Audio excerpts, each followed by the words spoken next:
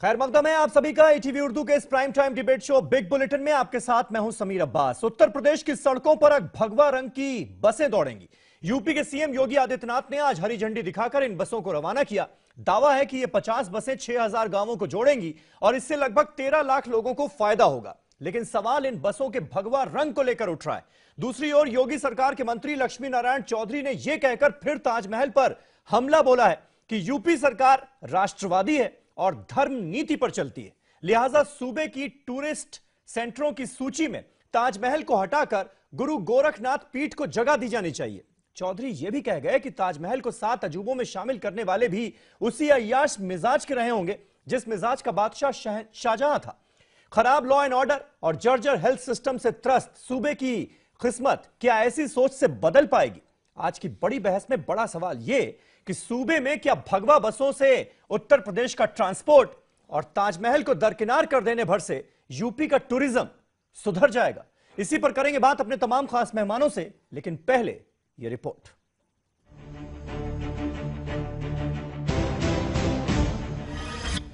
UPSRTC की बसों का रंग हुआ भगवा, बसों पर जाफरानी रंग। जिसकी हुकूमत उसी रंग की बसें। क्या रंग बदलने से होगी तरक्की? क्या ताजमहल को नजरअंदाज किया जाना सही है? उत्तर प्रदेश में योगी हुकूमत ने यूपीएसआरटीसी की बसों का रंग बदल दिया है। जी हां, उत्तर प्रदेश की सड़कों पर अब भगवा रंग की बसें दौड़ेंगी।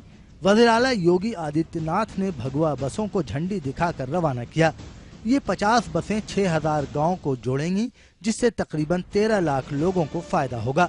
लखनऊ के 5 कालिदास मार्ग में मुनक्किद प्रोग्राम में योगी ने संकल्प सेवा नाम की इन बसों की शुरुआत करते हुए इस काम के लिए महकमे ट्रांसपोर्ट की सताइश की। प्रदेश के प्रत्येक गांव को परिवहन निगम की सेवा के साथ जोड़ने के एक संकल्प के साथ 50 नई बसें आज यहां पर एक साथ शुरू करने जा रही है। 22 करोड़ की आबादी को बेहतर परिवहन सेवा मिले और बेहतर परिवहन सेवा सुरक्षित भी हो, इस भाव के साथ जो कार्यक्रम परिवहन निगम ने प्रारंभ किया है वह अपने संकल्प को पूरा करने में सफल होगी, इसमें कोई संदेह कहीं भी नहीं होना चाहिए। दरअसल यूपी में जब से बीजेपी इख्तिदार में आई है, भगवाकरण की सियासत का रंग और गहरा हो गया है। गोया योगी आदित्यनाथ हर शय को जाफरानी यानी भगवा रंग में रंगने की कोशिशों में मसरूफ हैं। हालांकि यूपीएसआरटीसी की बसों पर अपनी पार्टी का रंग चढ़ाने की रविश रही है। रियासत में जब बीएसपी की हुकूमत बनी तो बसों का रंग नीला किया गया। जब समाजवादी पार्टी की हुकूमत आई तो बसों पर हरा और लाल रंग चढ़ाया गया। जबकि बीजेपी बरसरे इख्तिदार है तो बसों पर भगवा रंग चढ़ाया गया है। वैसे उत्तर प्रदेश में योगी हुकूमत के कई फैसले पर तनाज़ा होता रहा है। आलमी यौम सयाहत पर यूपी टूरिज्म महकमे की जानिब से जारी बुकलेट में ताजमहल को नजरअंदाज करने पर भी जमकर हंगामा आराई हुई थी। इस मामले पर तनाज़ा होने के बाद हुकूमत ने बयान दिया कि ताजमहल की तरक्की वर्ल्ड बैंक के मंसूबे के तहत कराई जाएगी। वजीर सयाहत रीता बहुगुना जोशी ने कहा कि हुकूमत ताजमहल और उससे जुड़े सयाहती मकामात की तरक्की के लिए पाबंद है और उसके लिए 156 करोड़ रुपए भी जारी किए गए हैं। लेकिन ये बात भी अपनी जगह हकीकत है कि योगी हुकूमत के बजट में भी ताजमहल को नजरअंदाज किया गया था। ताजमहल को नजरअंदाज किए जाने की इसी कड़ी में यूपी के वजीर बराए मजहबी उमूर और सकाफत लक्ष्मी नारायण चौधरी ने ये कहकर मामले को मजीद हवा दे दी कि ताजमहल को टूरिज्म बुकलेट से हटाकर उसकी जगह गुरु गोरखनाथ पीठ को शामिल किया जाना दुरुस्त है। उनका कहना है कि ताजमहल को मजहबी चश्मे से देखना गलत है। धार्मिक रूप से किसी भी जाति संप्रदाय किसी भी धर्म के व्यक्ति का ताजमहल में न कोई आस्था है न कोई भावना है। ताजमहल एक सुंदर इमारत है, खूबसूरत इमारत है। उसे हमारे देश और विदेश के लोग देखने के लिए आते हैं। सरकार उसके रख रखाव के लिए पूरी व्यवस्था किए हुए है। पार्क बढ़िया मेंटेन किए हुए हैं, सुरक्षा का पूरा इंतजाम है। और वहाँ यदि कोई धर्म की बात करता है तो मैं ये कह सकता हूँ कि ये यदि कोई ताजमहल को भी धार्मिक स्थल बताता है तो ये उसकी अल्प बुद्धि होगी। तुष्टीकरण की राजनीति ने कभी ताजमहल को कुछ धार्मिक स्थल कहा हो या और कुछ कहा हो, लेकिन भारतीय जनता पार्टी तुष्टीकरण की राजनीति नहीं करती है। ऐसे में सबसे बड़ा सवाल ये है कि क्या बसों का रंग बदलने से यूपी ट्रांसपोर्ट की तरक्की होगी या ताजमहल को नजरअंदाज करके यूपी की सयाहत को जिला बख्शी जा सकेगी, या यूं कहें कि तरक्की के नाम पर सिर्फ नजरियाती सियासत की लकीर तो नहीं खींची जा रही है। Bureau report, ETV news. तो क्या भगवा बसों से ट्रांसपोर्ट और ताजमहल को दरकिनार कर देने भर से यूपी का टूरिज्म सुधर जाएगा? यह है हमारा आज का सवाल। तमाम खास मेहमान हमारे साथ जुड़ चुके हैं। हमारे साथ राकेश त्रिपाठी मौजूद हैं, भारतीय जनता पार्टी यूपी के स्पोक्सपर्सन हैं। लखनऊ से हमारे साथ वो इस बहस का हिस्सा हैं। कमलाकर त्रिपाठी साहब कांग्रेस पार्टी के नेशनल स्पोक्सपर्सन मेरे साथ स्टूडियो में मौजूद हैं। सुनील साजन साहब समाजवादी पार्टी के स्पोक्सपर्सन बस थोड़ी देर में आपको स्क्रीन पर नजर आएंगे। फिरोज बख्त साहब जाने माने हिस्टोरियन, इतिहासकार, वो हमारे साथ मौजूद हैं। विनोद बंसल साहब नेशनल स्पोक्सपर्सन विश्व हिंदू परिषद के, वो हमारे साथ इस बहस का हिस्सा हैं। और मुफ्ती मंजूर जियाई साहब फैजान रजा के चेयरमैन बतौर मुस्लिम धर्मगुरु, वो हमारे साथ इस बहस में जुड़े हुए हैं। राकेश त्रिपाठी, पहला सवाल आपसे। थोड़े दिनों पहले जब ताजमहल को लेकर हल्ला मचा था कि टूरिज्म डिपार्टमेंट की जो बुकलेट थी उससे आप लोगों ने ताजमहल का सफाया कर दिया, तो सवाल खड़े हुए, तो जवाब यह आया पार्टी की तरफ से और सरकार की तरफ से कि इस बुकलेट में हमने उन मॉन्यूमेंट्स को शामिल किया है, उन जगहों को शामिल किया है जिसको डेवलप किया जाना है। अब आप ही की सरकार के मंत्री आपकी सरकार की मंशा साफ जाहिर कर रहे हैं। वो कह रहे हैं कि इससे तो बाहर कर देना चाहिए, गोरखनाथ पीठ को जगह मिलनी चाहिए। ताजमहल को एक तरह से वो अपने बयानों में अय्याशी का अड्डा साबित करने पर तुले रहे। इतनी खुन्नस क्यों है आपकी सरकार को ताजमहल से? नहीं, किसी को कोई खुन्नस नहीं है ताजमहल से, लेकिन ताजमहल को लेकर के जो तमाम सारे मिथक बनाए जाते हैं, उसको जो प्यार की निशानी बताई जाती है, ये सब मिथक है, झूठ है, इसके अतिरिक्त तो कुछ नहीं है। एक अच्छी इमारत है, बहुत अच्छी इमारत है, जिसको देखने के लिए दूर दूर से लोग आते हैं।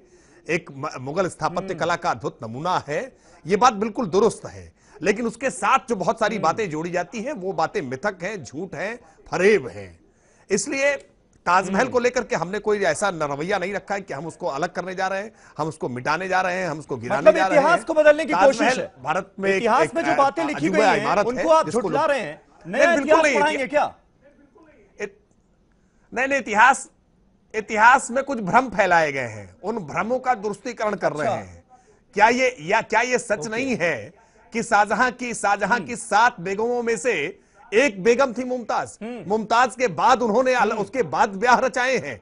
मुमताज ने कितने बच्चे जने थे और किस स्थिति में उनकी मृत्यु हुई, और मृत्यु के समय शाहजहां उनके पास नहीं था। क्या यह ऐतिहासिक तथ्य नहीं है? क्या यह सच्चाई नहीं है? और इन सच्चाइयों के बाद भी अगर कोई कहे कि ताजमहल प्यार की निशानी है, तो मुझे लगता है कि वो इतिहास को या तो जानता नहीं है या जानबूझ करके तोड़ मरोड़ के प्रस्तुत करने का काम कर रहा है। इतिहास तो ऐतिहासिक तथ्य होते हैं, उनको आप साफगोई से देखिए, अपने आप समझ में आ जाएगा कि ताजमहल एक अद्भुत बिल्डिंग है, एक अद्भुत इमारत है। त्रिपाठी साहब, अगर इस देश का बहुत खूबसूरत कोई तरीके से बनाई कल्चरल गई संगठन होते, अगर इस देश का आप कोई कल्चरल संगठन होते और ये बातें कहते, तो शायद ये बातें कोई सुन भी लेता।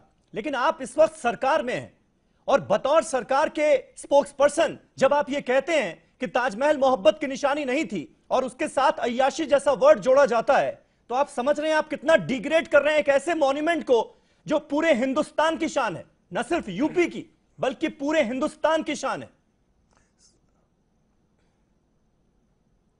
समीर जी, मैं एक बात स्पष्ट कर दूं, मैंने ताजमहल को अय्याशी का अड्डा नहीं कहा है, मैंने उसको अय्याशी के साथ नहीं जोड़ा है। मैंने साफ साफ कहा है कि वो प्यार की निशानी नहीं है, प्यार की निशानियां देखनी हो तो मथुरा और वृंदावन की गलियों में जाकर के देखिए, आपको प्रेम क्या है उसकी समझ विकसित हो जाएगी। यह किसी भी तरह से ताजमहल प्यार की निशानी नहीं है, यह बिल्कुल स्पष्ट है। और इसीलिए मैंने उदाहरण, मेरे इतिहास के तथ्य हैं कि मुमताज किस कौन से नंबर की बीबी थी, उसकी मृत्यु किस परिस्थितियों में हुई है, उनकी मृत्यु के समय में शाहजहां कहां थे, ये सारी बातों से अपने आप में स्पष्ट हो जाता है कि शाहजहां का मुमताज के साथ किस प्रकार का प्यार था, वो प्यार थी या वासना थी, ये सारी बातें स्पष्ट हो जाती हैं। इसलिए मुझे इसको बिना लाग लपेट के कहने में कोई गुरेज नहीं लिया है ना और वर्ड आप। ऐतिहासिक तथ्य वासना ऐतिहासिक वर्ड तथ्य लिया होते है ना हैं। आप। हम सरकार में हो या विपक्ष में हो, ठीक हम है। ऐतिहासिक तथ्यों को नहीं बदल सकते। ठीक ठीक ठीक ठीक है, ठीक है। इसीलिए मैंने इतिहासकार हिस्टोरियन फिरोज बख्श साहब को भी आज जहमत दी है, वो भी हमारे साथ इस बहस का हिस्सा है। फिरोज बख्श साहब, ये जो तस्वीर, नई तस्वीर पेश की जा रही है ताजमहल की, नई मोहब्बत की निशानी नहीं, अय्याशी की बातें, नफरत की बातें, वासना की बातें, ये क्या इतिहास में हमको यही बताया गया या फिर इतिहास को बदलने की कोशिश है ये नए सिरे से? देखिए, मैं सुन रहा था अपने दोस्त त्रिपाठी जी को, मुझे बड़ा अफसोस हुआ जो टोन और टेन्योर उन्होंने अख्तियार किया, जिस तरह की बातें उन्होंने की, और शाहजहां के बारे में जो बात लेके आए, उनकी पर्सनल लाइफ के बारे में बात लेके आए। वो कहते हैं कि हिस्ट्री को तोड़ मरोड़ के पेश किया जा रहा है, हिस्ट्री को तो वो तोड़ने और मरोड़ने की कोशिश कर रहे हैं। शाहजहां ने जो ताजमहल बनाया है, शाहजहां भी ताज था जिस वक्त वो शहंशाह था, और ताजमहल तो ताज था ही था। और इस तरह की बातें करने से मेरा ख्याल से, जो देखिए, यूपी में भारतीय जनता पार्टी को एक बहुत अच्छा मौका मिला है, ठीक है। उनको चाहिए कि जैसे मोदी जी ने कहा है कि सबको साथ लेके हम चलना चाहते हैं, तो सबको साथ लेके आप नहीं चलना चाह रहे हैं। ताजमहल को आपके एक मंत्री ने कहा अय्याशी का अड्डा है, देखिए इन बातों से बचिए। आप सबको साथ लेकर अगर चलना चाहते हैं तो इसमें ताजमहल को आपको ताज मानना पड़ेगा। और शहंशाह की क्या जाती लाइफ थी, क्या थी, इससे हमारा कोई लेना देना नहीं है। आज आप भी शहंशाह का नाम ले रहे हैं, शाहजहां का नाम ले रहे हैं। शाहजहां आबाद उनके नाम से पुरानी दिल्ली में पूरा शहर बसा हुआ है, पूरी दुनिया बसती है, लाल किला उनका बनाया हुआ है। He was the greatest builder of India. इसमें कोई इस बात से किसी को दो राय नहीं है। तो देखिए, वृंदावन का आपने जिक्र किया, बिल्कुल मानता हूं, वृंदावन प्यार मोहब्बत की निशानी है, मैं उसको मान के चलता हूं। उसी तरह से ताजमहल को जो आप डिमोनाइज कर रहे हैं और डिग्रेड कर रहे हैं, इससे सबको तकलीफ पहुंचेगी। और आप तो ठीक है, आप अपनी पार्टी का मुद्दा लेके चल रहे हैं, आपको अपनी पार्टी को जो है जस्टिफाई करना है, ठीक है। लेकिन देखिए, भारतीय जनता पार्टी में अगर मैं वोटिंग आज करा दूं, यूपी में ही वोटिंग करा दूं, आपके एमएलए के अंदर वोटिंग करा दूं, तो हाथ उठा के ज्यादातर एमएलए कहेंगे कि ताजमहल हिंदुस्तान का ताज है। ईमानदारी से अपने सीने पे हाथ रख के बताइए मुझे इस बात को। बेशक। कमलाकर त्रिपाठी साहब, एजेंडा क्या है इसके पीछे? देखिए समीर भाई, समीर जी ये लोग, राकेश जी आऊंगा आपके पास। इतिहासकार के नाम, इतिहासकार बिठाए, फिरोज जी को बात कराइए। राकेश जी काफी देर बोल लिए, अब सुन भी लीजिए, थोड़ा धैर्य रखिए। बेसिक चीज क्या है, ये रंग बदलने वाले लोग हैं। गिरगिट की तरह रंग बदलते हैं। जब चुनाव था तो माननीय मोदी जी डबल इंजन की सरकार की बात कर रहे थे और विकास की बात कर रहे थे, और अब किस पे गए? बसों का रंग बदलने से क्या ट्रांसपोर्ट सिस्टम बेहतर हो जाएगा, या मुगल सराय का नाम दीनदयाल नगर कर देने से जो है मुगल सराय में एमिनिटीज बहुत अच्छी हो जाएंगी? आप जो कर रहे हैं, ताजमहल पे अभी इतना बड़ा बड़ा भाषण वो दे रहे थे। आपने एक बहुत अच्छी बात कही समीर भाई, कि कोई कल्चरल ऑर्गेनाइजेशन का आदमी किसी इनपुट पर कोई ऑब्जेक्शन करे तब तो बात समझ में आती है। एक स्थापत्य कला का वैश्विक अद्भुत नमूना है, जो कि on the record Uttar Pradesh में सबसे ज्यादा टूरिज्म में रेवेन्यू जनरेट करता है, ऑन द रिकॉर्ड। उसके बावजूद एक राष्ट्रीय पार्टी और जो रूलिंग पार्टी स्टेट में भी है, उसके प्रवक्ता का ये बातें कहना उसके पीछे के मंसूबों को उजागर कर रहा है। आप बेसिकली क्या कहना चाह रहे हो आप अपनी इंफॉर्मेशन बुलेटिन में ताज के साथ ये फिर लिख दो कि ये अय्याशी का नमूना है, ये अय्याशी का अड्डा था और हम इसको जो है वो अय्याशी के अड्डे की तरह प्रमोट कर रहे हैं। क्या घटिया मानसिकता है ये। मैं तो समीर भाई मैं ये समझ नहीं पा रहा हूं कि एक राकेश भाई यूनिवर्सिटी के प्रोडक्ट हैं और मेरे अच्छे मित्रों में से हैं, इतनी घटिया बात उन्होंने कह कैसे दी ऑन स्क्रीन। अरे भाई कोई अनपढ़ आदमी इस तरह की बातें करे जो ये नाथू राम, ये भगवान राम के फॉलोअर नहीं है, ये नाथू राम के फॉलोअर हैं और जो जिसने अहिंसा के पुजारी के सीने पर गोलियां चलाई। बेसिकली पूरे प्रदेश को इन्होंने मुझे लगता है कमलाकर त्रिपाठी जी, विनोद बंसल साहब हमारे साथ बैठे हुए हैं। एक मिनट, राकेश जी एक यार आप अपनी बात करिए। आप क्या कह रहे हैं राकेश भाई, कम से कम कुछ ज़हीन बातें करिए। एक सवाल हो जाए सबसे। आप मतलब मैं हतप्रभ हूं आपकी बात सुनकर। इससे क्या रेवेन्यू बढ़ जाना है या इससे कोई सम्मान बढ़ जाना है या उत्तर प्रदेश से आप ताजमहल को जो है गिरा देंगे क्या? और जो गोरक्षपीठ की बात हो रही है, पूरे दुनिया में छोड़िए, उत्तर प्रदेश में कितने लोग जानते हैं कि जो है गोरखपुर में गोरक्षपीठ का क्या महत्व है? और त्रिपाठी जी, समीर भाई, चाटुकारिता की हद है। चूंकि चीफ मिनिस्टर आते हैं गोरक्षपीठ से, जिसने आज तक कांग्रेस कह रही है कमाल के बाहर कोई काम ही न किया हो, और वो चीफ मिनिस्टर जो लव जिहाद की बातें किया करते थे, उनको खुश करने के लिए उनके मंत्री इस तरह के बयान दे रहे हैं। त्रिपाठी जी, विनोद बंसल साहब हमारे साथ बैठे हुए हैं। राकेश त्रिपाठी पर मुझे लगता है, विनोद बंसल साहब, आपका और विश्व हिंदू परिषद की जो तमाम बातें थी, जो मांगे थी, जो डिमांड्स थी और ताजमहल को लेकर उनकी जो राय थी, उस राय का, उस मांग का कुछ ज्यादा ही असर हो गया है राकेश त्रिपाठी साहब पर, ऐसा उनकी बातों से लग रहा है। तो इसका तो आप वेलकम करेंगे। और क्या बात ये मानेंगे कि ताजमहल को अगर टूरिज्म सेंटर्स की जो लिस्ट है हमारी यूपी की, उससे बाहर कर दिया जाएगा तो यूपी का टूरिज्म एकदम बम बम करने लगेगा? कह दीजिए आज ये भी।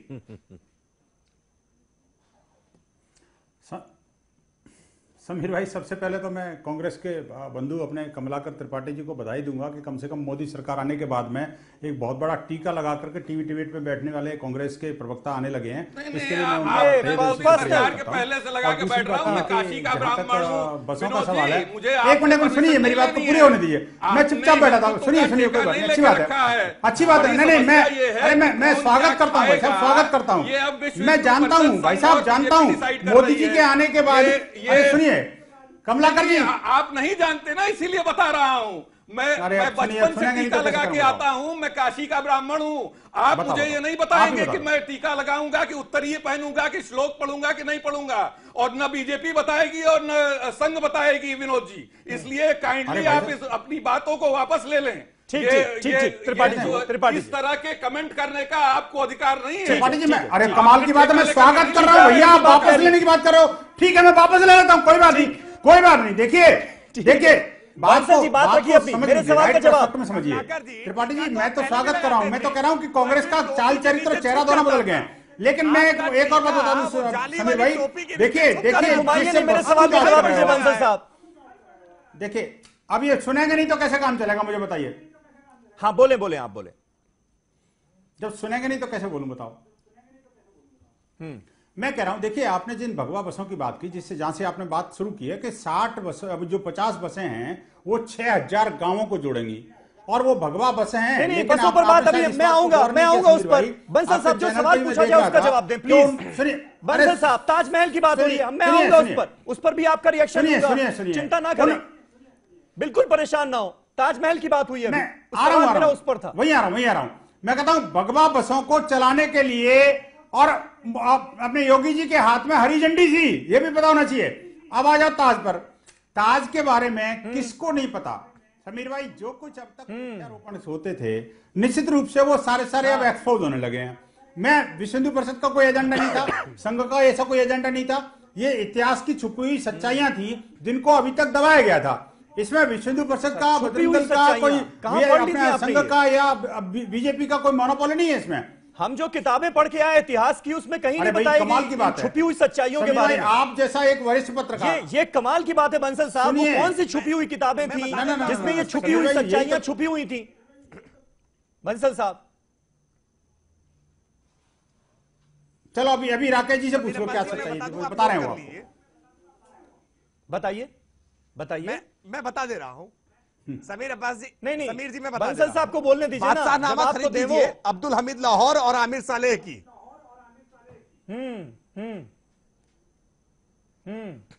समीर जी, बंसल साहब बोले, चुप क्यों हो गया? समीर जी, एक बात ताजमहल या मम्मी महल अफसर अहमद की देख लीजिए आप। मैं तो कुछ पुस्तकों के नाम बता रहा हूँ, आप पढ़ लीजिए। मैं टेक्स्ट बुक्स की बात कर रहा था, मैं टेक्स्ट बुक्स की बात कर रहा हूँ। बेसिक चीज समीर भाई, हमारे साथ इतने बड़े इतिहासकार बैठे हुए हैं, हिस्टोरियन बैठे हुए हैं, उनको पता नहीं, आपको सारी बातें पता है। आपको यहाँ पे पता नहीं किस बात का एजेंडा चला रहे हैं ताजमहल के खिलाफ, मुझे समझ नहीं आ रही है।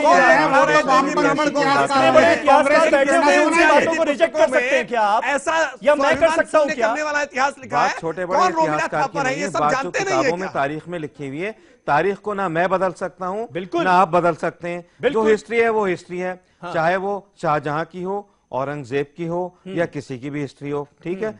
हिस्ट्री हिस्ट्री है, उसको हम नहीं बदल सकते। फिरोज भाई, मैं आपकी इस बात से सहमत हूं पूरी तरह से। मैं बिल्कुल नहीं।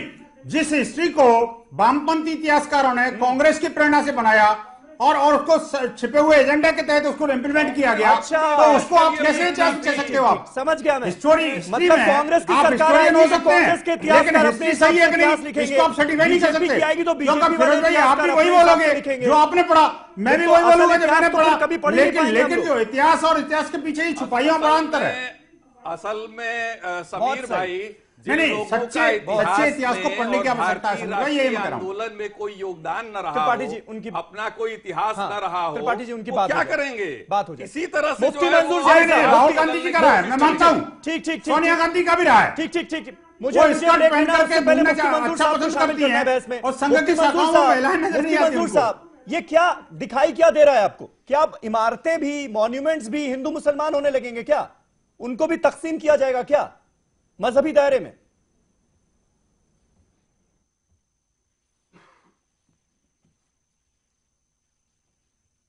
बहुत बड़ा दुखद मामला हम सबके साथ है कि जब पूरी दुनिया में हम घूमते और जाते हैं तो बड़ी शान के साथ और फख्र के साथ कहते हैं कि ताज हमारा है, और वह ताज, वैसा ताज दुनिया में किसी के पास नहीं है। लेकिन हिंदुस्तान में और रूलिंग पार्टी के कुछ जिम्मेदार, खुसूसन जो यूपी के अंदर में है, उन्होंने तो अपनी दादागिरी की हद कर दी है।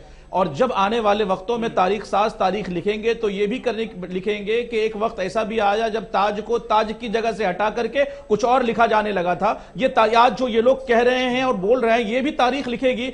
याद रखें, ये कहने वाले, ये बोलने वाले, कि जब आपकी तारीख लिखी जाएगी तो आपके वंश जो हैं, आपकी नस्लें जो हैं, आपको बड़ी शर्म की निगाह से देखेंगे कि हमारे पुश्तों ने, हमारे बड़े लोगों ने ताज को भी खत्म करने की कोशिशें की थी। आप तो खत्म हो जाएंगे, लेकिन वो तारीख खत्म नहीं होगी जो शर्म तो उनको आ रही होगी जो एक ताज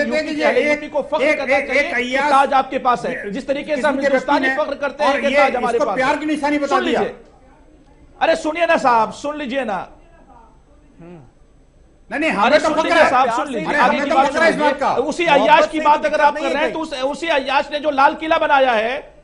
अरे समीर भाई सुन लीजिए समीर भाई, जरा एक सेकंड बोलना चाहूंगा। बहुत देर से इन लोगों को कौन सा लाल किला बनाया उसने? अय्याश ये बता रहे हैं, अय्याश के लाल किले के ऊपर में खड़े होकर के प्रधानमंत्री झंडा फहराते हैं तो उस वक्त उनको अय्याशी याद नहीं आती है।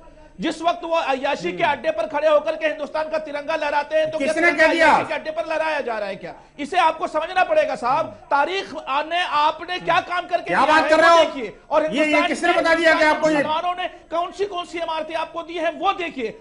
आप याद रखें।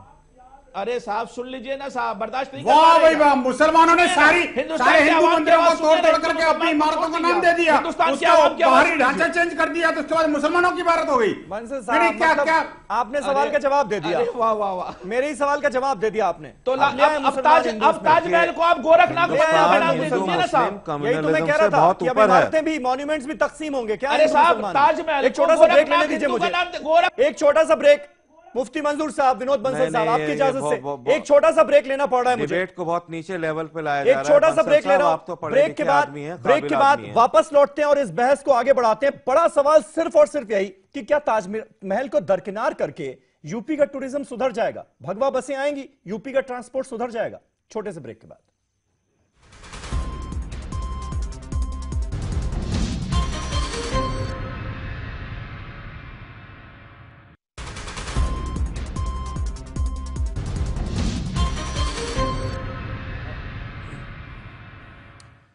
तो लगातार बड़ी बहस जारी है। हमारे साथ तमाम खास मेहमानों का पैनल मौजूद है। राकेश त्रिपाठी साहब भारतीय जनता पार्टी को रिप्रेजेंट कर रहे हैं, आज हमारे साथ मौजूद हैं।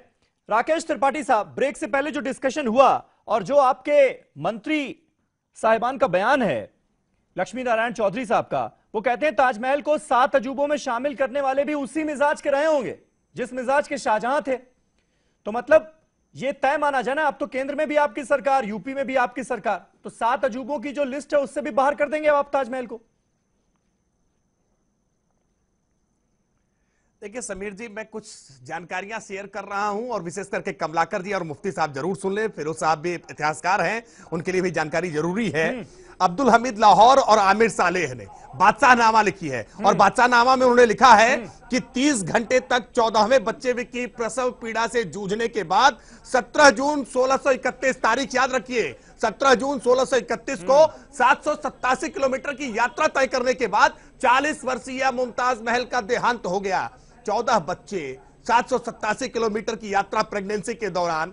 कैसा प्यार था ये कैसी मोहब्बत थी, ये भारत समझ नहीं सकता है। डिग्रेड कीजिए आप की मोहब्बत बस आपसे एक सवाल पूछ रहा हूं छोटा सा, शिक्षक कि अब तो यूपी इसलिए ये मोहब्बत की निशानी नहीं है। पहली बात आपकी सरकार है, पूरी दुनिया 7 अजूबों को मानती है, 7 वंडर्स, तो आप ऑफिशियली हमारी सरकार अजूबा है, अजूबा है, उससे ताजमहल को निकालिए, हमारा ताजमहल से उससे ताजमहल को निकालिए, क्योंकि शाहजहां की करतूतें ऐसी थी। समीर जी, आप कीजिए ना ये काम, आप ये काम भी कर दीजिए राकेश त्रिपाठी जी, जनता देख रही है आपको। ताजमहल अजूबा है, ताजमहल अजूबा है, हम स्वीकार कर रहे हैं। ताजमहल बहुत शानदार खूबसूरत इमारत है, हम स्वीकार कर रहे हैं, लेकिन ताजमहल प्यार की निशानी नहीं है। पीड़ा हुई, ये मुद्दा है ही नहीं। हाँ। ये तो ये किसी के साथ भी हो सकता है, ये घर घर की कहानी है। आप इसको मुद्दा ना बनाइए, आप ताजमहल को मुद्दा बनाइए भाई राकेश। कोई घर घर की कहानी नहीं है, आप बहस को डिरेल कर रहे हैं।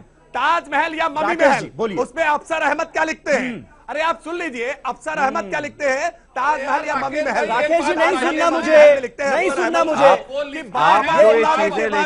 शाहजहां मुमताज के पास नहीं पहुंचा जब वो अंतिम दौर में 36 कंट्रीज में ये शो टेलीकास्ट होता है। राकेश त्रिपाठी जी, मैं नहीं चाहता कि जो फिजूल की बातें आप ताजमहल के बारे में बोल रहे हैं वो दुनिया के लोगों को पता चले, क्योंकि ये हमारा ऑफिशियल स्टैंड नहीं है।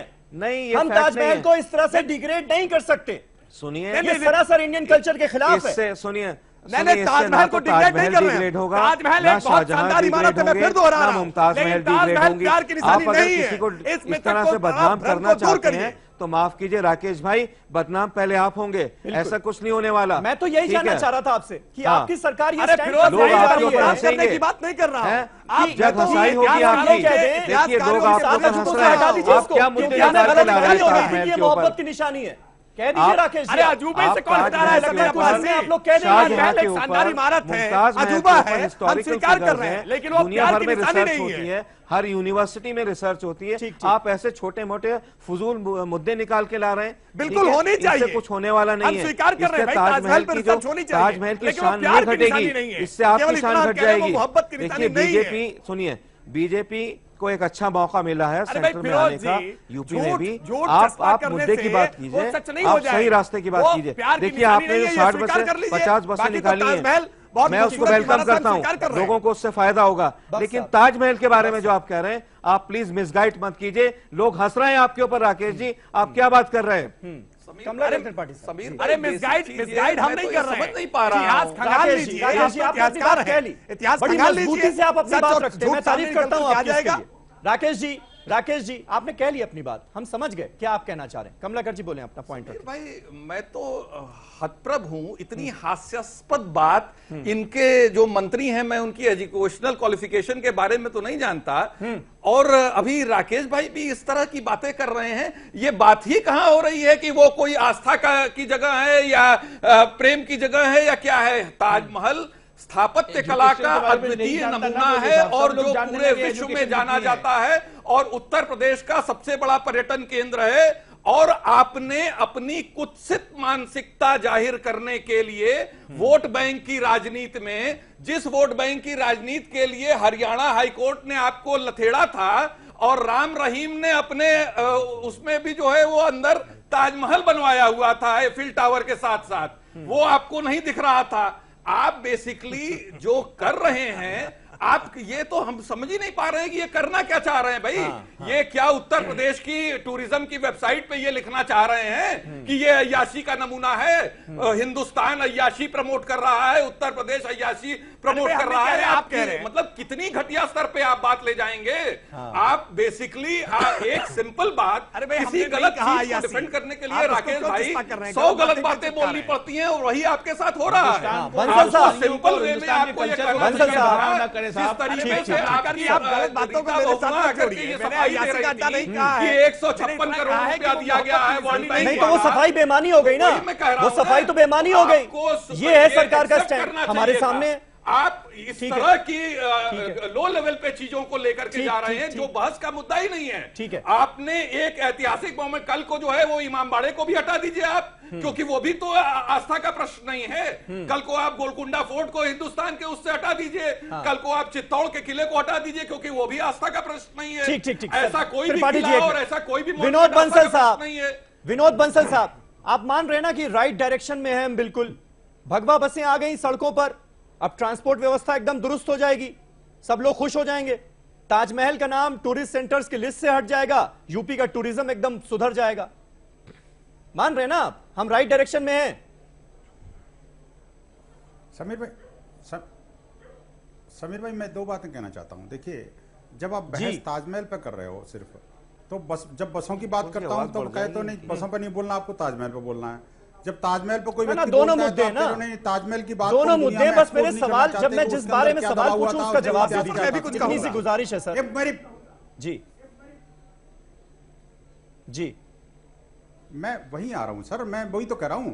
जब मैंने बस की बात करी तब आपने मना कर दिया, मैंने नहीं बोला, कोई बात नहीं। अब आपने बस की बात करी, लेकिन अब मैं ताजमहल की जब बात राकेश जी कर रहे थे, वो फैक्ट आपके इतिहास के सामने रख रहे थे, इतिहासकार के सामने रख रहे थे। मैं माननीय फिरोज बख्श जी का बड़ा आदर करता हूं, और सुनिए, फिरोज बख्श साहब का बड़ा आदर करता हूं, लेकिन मैं ये कहता हूं ये उस बात से क्यों बचना चाहते हैं आखिरकार जो राकेश जी ने रखी थी। आखिरकार ये इस बात को देश जानना तो चाहता है ना जी कि जो बात राकेश जी ने रखी है वो सही है गलत है। ये इतिहास की कसौटी पर जरा बताएं तो सही कि झूठी है।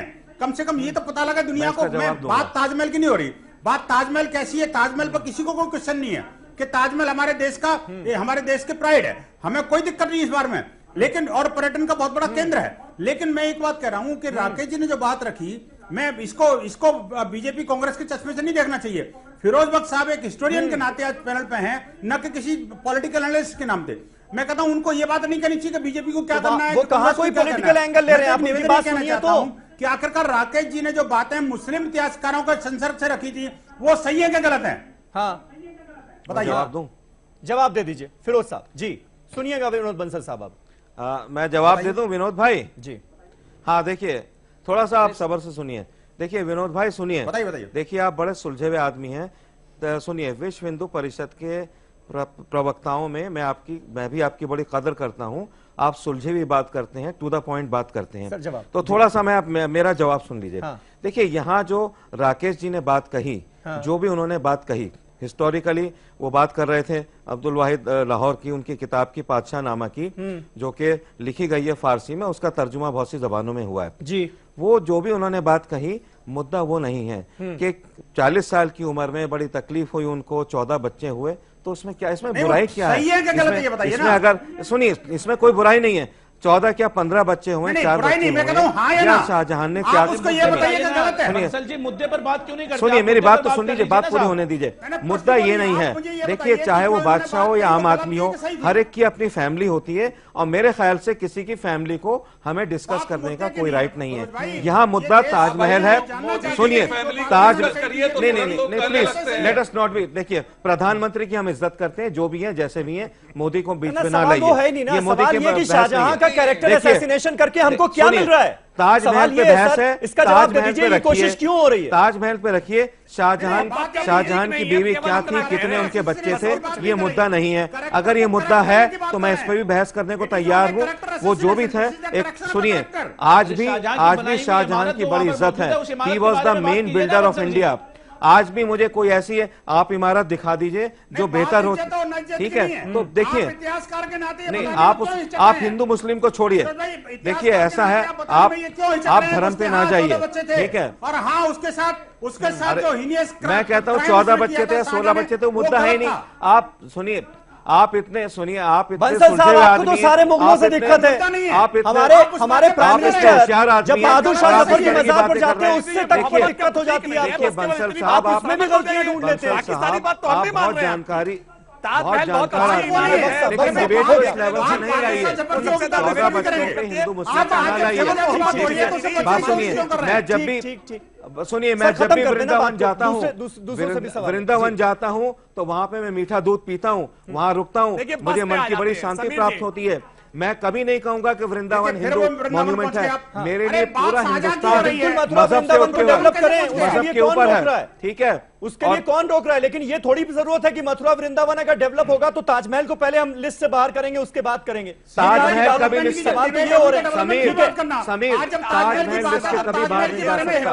और जो लोग ताजमहल को लिस्ट से बाहर करना चाहते हैं, थोड़े दिन में वही बाहर चले जाएंगे, वही बाहर चलेंगे, ठीक है? मुफ्ती मंजूर ज़ियाई साहब, मुफ्ती मंजूर ज़ियाई साहब, असल में क्या दिक्कत जो है वो मुगलों से ही है। इतिहासकार का पॉइंट है। एक मिनट रुकिए ना बंसल साहब, सारे सवाल का जवाब आप नहीं देंगे। मुफ्ती मंजूर ज़ियाई साहब, इतने देर से आप लोगों को सुन रहे हैं चुपचाप बैठकर। नहीं, एक नफ्स पे आपने हाथ रख दिया, मुगलों की बात करिए, सुनिए। नहीं, एक मिनट बख्श साहब, देखिए मुफ्ती मंजूर ज़ियाई साहब हमसे दूर हैं थोड़ा, मुंबई से वो हमारे साथ है, इसका ये मतलब नहीं कि वो बोल ही ना पाए। मुफ्ती मंजूर ज़ियाई साहब, मुफ्ती भाई, दिक्कत क्या मुगलों से ही है? क्योंकि हम देखते हैं महाराष्ट्र और राजस्थान में मुगलों का जो चैप्टर होता है वो सिलेबस से हटाया जाता है। मतलब अच्छा मुगल कौन, बुरा मुगल कौन, ये हमारे बच्चे पढ़ ही ना पाए।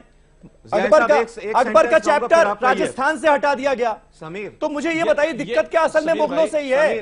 बख्श साहब प्लीज मुझे पूछ, प्लीज जी। मुफ्ती मंजूर साहब, इसके बाद आ जाऊंगा मैं आपके पास जी। खाली एक सेंटेंस कहूंगा, बोल लीजिए, बोल लीजिए। ठीक है, मुफ्ती साहब एक मिनट, मुफ्ती साहब एक मिनट, अब बोल लेने दीजिए। एक सेंटेंस की इजाजत है, बोलने।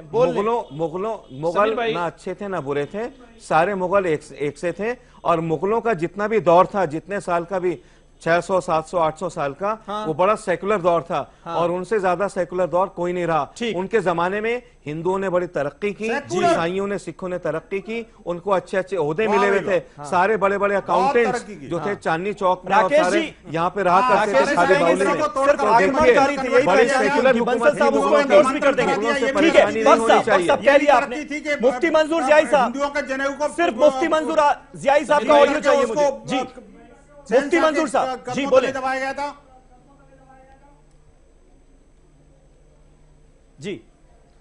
समीर भाई, इंपॉर्टेंट ये है कि कौन मुगल अच्छा है, कौन मुगल खराब है, हमें दुनिया के किसी और बंदे से अभी पूछने की जरूरत नहीं है। हिंदुस्तान नहीं बल्कि पूरी दुनिया में ताकतवर और कद्दावर अगर कोई नेता है तो वो मिस्टर मोदी साहब है। हमें मोदी साहब से पूछ लेना चाहिए ना कि कद्दावर हैं वो बता दें कि अच्छा कौन है और बुरा कौन है। वो जिसकी तस्दीक कर देंगे वो अच्छा हो जाएगा, और जिसकी तस्दीक कर देंगे वो बुरा हो जाएगा। साहब अच्छे और बुरे की अगर तरफ जाएंगे तो बहुत सारे नाम आ जाएंगे अच्छे में, और बहुत सारे नाम आ जाएंगे बुरे में। हमें यह देखना होगा कि हिंदुस्तान को बढ़ावा देने के लिए हमें काम करना चाहिए, हिंदुस्तान को पूरी दुनिया में शर्मसार करने के लिए काम करना चाहिए। हाँ, ये हमारे भाई जो है ना, बड़ी बात है। भाई जो है पूरी दुनिया को शर्मसार, पूरी दुनिया के सामने हिंदुस्तान को शर्मसार कर रहे हैं। ये मुगलों ने किया था, ये दुनिया के सामने शर्मसार कर रहे हैं। तो ये समझना चाहिए कि हमारा नाम, हमारा कद, हमारी ऊंचाई जो बुलंदी पर हम जाते हैं वो ताजमहल की बुनियाद पर जाते हैं। शर्मसार उन लोगों ने किया था जो हिंदू बहन बेटियों की इज्जत के साथ खिलवाड़ किया था। शर्मसार उसने नहीं किया जिसने बाबरी मस्जिद को तोड़ दिया। शर्मसार उसने नहीं किया जिन्होंने रथ यात्राएं निकाली। शर्मसार उन्होंने नहीं किया जिन लोगों ने, अरे साहब सुनिए ना, गिनती कम पड़ जाएगी। उन लोगों ने किया था जो बंसल जी, गिनती कम पड़ जाएगी, सुन लीजिए। मेरे ख्याल से जो तोड़ने वाली बात है वो ना कही जाए, जोड़ने वाली जिन लोगों ने गोधरा का कांड किया था, शर्मसार उन लोगों ने किया था जिन्होंने भागलपुर जलाया था, जिन्होंने मेरठ जलाया था, जिन्होंने मुरादाबाद जलाया था, उन्होंने शर्मसार किया। उन्होंने शर्मसार बात करेंगे तो बहुत बात करिए, वो मालूम है, आपको भी पता है। मुसलमान सुनिए ना, क्या दूँ कि नहीं है मुझे बताइए। अरे साहब सुन लीजिए, सुनिए। आखिरकार गोधरा में जो हुआ वो उसके बाबरी मस्जिद जिन्होंने तोड़ा था, उन्होंने हिंदुस्तान को मुद्दे पर प्लीज नाम ऊंचा किया था जिन्होंने बाबरी मस्जिद की बात कर रहा हूँ। बाबरी ढांचा था वो देश। समीर भाई, इंपॉर्टेंट ये है कि हमें सबसे बड़ी आपने दे दिया ना आज मुद्दा दूसरा है ना, मुद्दा दूसरा है। सबसे पावरफुल मैन बाबरी से आप अपने आपको बाबर से कैसे भाई, सबसे पावरफुल मैन मोदी साहब है। मोदी साहब से पूछिए अच्छा मुगल कौन था, बुरा मुगल कौन है? अच्छा मुगल कौन था, बुरा तो लुटेरे तो मुगल की कब्र पर हमारे मोदी साहब क्या करने जा रहे थे, जरा पूछिए। और उन लोगों से पूछिए, उनके जिनका सब कुछ लूट गया, चढ़ा रहे लुटेरों पे। मेरे ख्याल से सोने की चिड़िया थी, उसको लूट के ले गए। कौन ले गया? मुगल ही ले गए। गलत मुद्दा। ठीक है, एक मिनट, थोड़ी देर का पॉज। राकेश त्रिपाठी साहब एक मिनट, बक्स साहब प्लीज। राकेश त्रिपाठी साहब, अब इस सवाल का जवाब दे दीजिए। ताजमहल पर को तो जितना कोसना था आपने कोस लिया, इस सवाल का जवाब दे दीजिए। जो भगवा बसें चलाई गई हैं, मतलब आपने ये साबित करने की कोशिश की है दरअसल कि आप मायावती की सरकार से, अखिलेश यादव की सरकार से बिल्कुल जुदा नहीं है।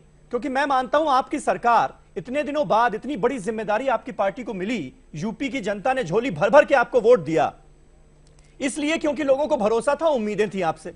लेकिन आप तो वही काम कर रहे हैं जो कि मायावती ने अपनी सरकार के दौरान किया, नीला कर दिया बसों का रंग। अखिलेश यादव ने किया, अपनी पार्टी का झंडा बना दिया बसों को।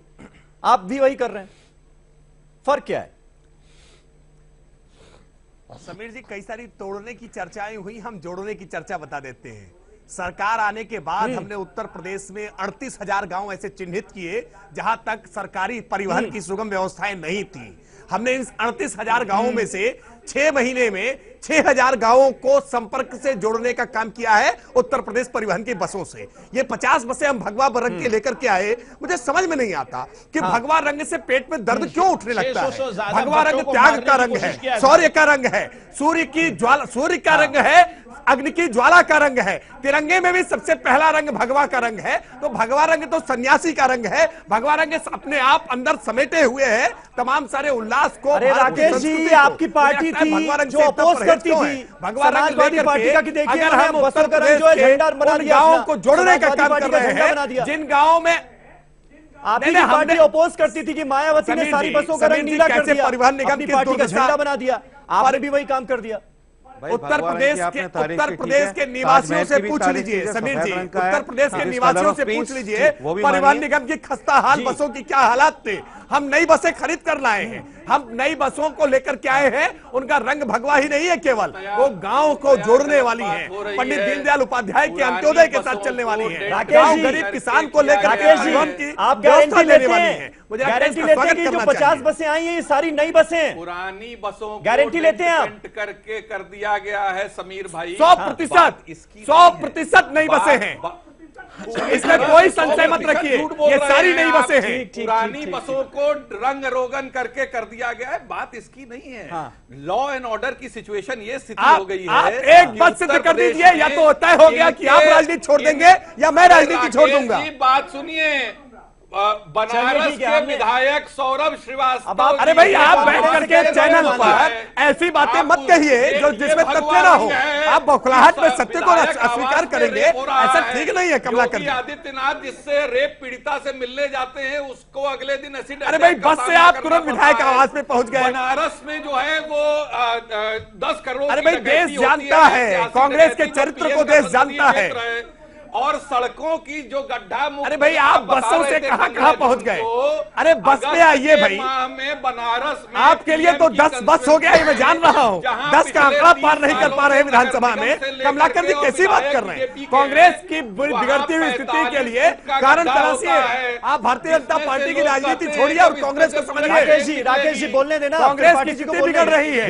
राहुल गांधी जी कैसी कैसी बातें कर रहे हैं। राकेश एक मिनट, राकेश एक मिनट जी। कमलाकर जी अपनी बात कंप्लीट कर लें जल्दी से। ये बेसिक चीज ये है कि बुनियादी मुद्दों से ये हट करके जब बात करते हैं और प्रदेश को और देश को सेंटिमेंट में बहा करके और बांटने की राजनीति कर रहे हैं, ये जोड़ने की बात कर रहे हैं। ये विकास की स्थिति ये है कि बनारस जो पीएम की कंस्टिट्यूएंसी है उसमें ऐन गोदौलिया चौराहे पर 45 फुट का गड्ढा होता है। लोग हंसते हैं कि इसी में से विकास आएगा और बुलेट ट्रेन से आएगा। और स्थिति यह है कि केशव प्रसाद मौर्य इलाहाबाद से जहां से आते हैं वहां 2 बच्चियों का बलात्कार होता है और मां बाप के साथ उनको मार डाला जाता है। लॉ एंड ऑर्डर को लेकर सवाल तो उठ ही रहे हैं। जी, कप्तान मुफ्ती मंजूर जो है साहब, वो रोता है। मुफ्ती और मंजूर ये साहब, बात कर रहे हैं। एक मिनट, मुफ्ती मंजूर साहब, मुझे नहीं लगता कि भगवा रंग से किसी को दिक्कतें हैं, जो बात राकेश कहने की कोशिश कर रहे थे।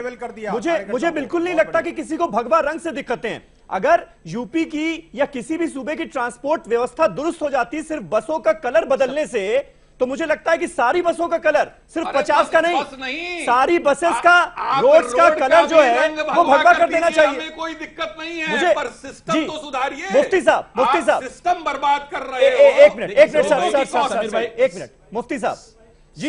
समीर भाई बहुत इंपॉर्टेंट बात बताना चाहता हूं जी। समीर भाई बहुत इंपॉर्टेंट बात ये करना चाहता हूं कि यूपी के अंदर में समाजवादी और कांग्रेस की जो कब्रें खोदा था हमारे बीजेपी के लोगों ने, वो कब्रें तो खोद दिया, ऊपर से भगवा रंग चढ़ा दिया। लेकिन वो जो छोटे छोटे बच्चे, कांग्रेसी बच्चे थे क्या, जिनको मार डाला गया हॉस्पिटलों में, उसकी खबर तो नहीं ली जा रही है, लेकिन कलर की बराबर खबर ली जा रही है। उनके घर के अंदर में खाने की खबर तो नहीं ली जा रही है, जिनके बच्चे मारे गए उनके माँ बाप से पूछा नहीं जा रहा साहब, लेकिन यहाँ पर भगवा कलर चढ़ाना है। अगर भगवा कलर ही चढ़ाना है, अगर रंगों उल्लास देना है, रोशनी पहुंचाना है, उन बच्चों के घरों में झूठ बोलना बंद करिए। बच्चों को किसी ने मारा नहीं है। मुफ्ती साहब, आप अपनी जानकारी दुरुस्त करिए। एक बार मुंबई से गोरखपुर आइए, गोरखपुर की गरीबी को समझिए, गोरखपुर की विषमता को समझिए, स्वास्थ्य के हालात रहने को प्रयास की ताकत रखिए। संसद में रो रहे थे और चीफ मिनिस्टर कांग्रेसी बच्चे थे कि समाजवादी के बच्चे थे वो लोग जिनको मार दिया आपने? मेडिकल कॉलेज की खबर नहीं ली। जिन बच्चों को मारा वो कांग्रेसी के बच्चे थे कि समाजवादी के बच्चे थे? होमिसाइड है और कायदे। अरे उन बच्चों की जान बचाने के लिए केवल प्रयास और समाधान हमने ही किया है। कोई समाधान नहीं किया आपने। आपके स्वास्थ्य मंत्री, अरे क्या समाधान किया साहब, क्या कर लिया आपने बच्चों को बचाने के लिए? उनकी जानों की कोई कीमत नहीं है। और भाई आपके विधायक उत्तर प्रदेश में मुकेश श्रीवास्तव एनआरएचएम घोटाले में आरोपी है, सीबीआई ने जेल भेजा है। मुकेश श्रीवास्तव कांग्रेस पार्टी के विधायक थे, शर्म करनी चाहिए कर्नाटक जी आपको। आपके पार्टी के विधायक का पैसा लूट रहे थे, भ्रष्टाचार में लिप्त थे। कमलाकर जी, हो गई आपकी बात। राकेश जी, मुझे लगता है आपको क्लियर करना चाहिए, क्योंकि आप सरकार की तरफ से, अपनी पार्टी की तरफ से यहां पर पेश हो रहे हैं, तो आपको क्लियर करना चाहिए कहीं, क्योंकि जनता में एक भाव यह जा रहा है कि आपकी प्रायोरिटीज कुछ और हैं। आप वो भगवा रंग करने में, मूर्ति बनवाने में, या फिर ताजमहल को कोसने में, ये प्रायोरिटीज लग रही हैं आपकी। कहीं ऐसा तो नहीं है?